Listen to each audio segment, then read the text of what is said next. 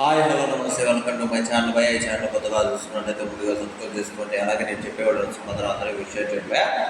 అయితే మన టాపిక్ వచ్చేసి మన కాంతార 2 సినిమా గురించి.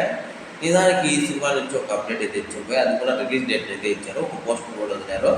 నాకైతే ఆ పోస్టర్ చూసిన తర్వాత ఒకటే అనిపించింది, నాకు నిజంగా ఒక పరశురాముడిని చూసినట్టు అనిపిస్తుంది. లిటరల్లీ చెప్తున్నా కదా.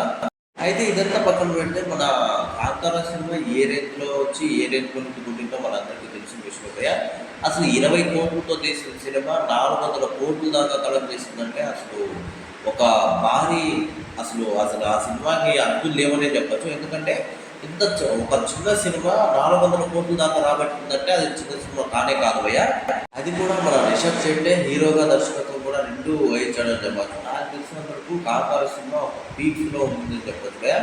అసలు అందులో ఉన్న సాంప్రదాయాన్ని అసలు వేరే లెవెల్లో చూపించారని చెప్పచ్చు. అసలు కళ్ళ కట్టినట్టు అసలు కొన్ని ఏరియాలో ఉన్న సాంప్రదాయాన్ని అయితే అట్లా చూపించారని చెప్పచ్చు. అందుకే ఆ సినిమా ఆ రేంజ్లో ఆడిందని చెప్పేసి చాలామంది ఇప్పుడు చెప్పుకుంటారు భయ్య. అయితే ఈ సినిమాకి అంటే సీక్వల్గా వస్తుందంటే ఇంక ఏ రేంజ్లో ఉంటుందో ఊహించుకోవాలా. అంటే మనం అప్పుడు సినిమాకి అయితే తక్కువ బడ్జెట్ పెట్టారు, ఇప్పుడైతే దాదాపు 200 కోట్ల దాకా బడ్జెట్ పెట్టుతారు భయ్య.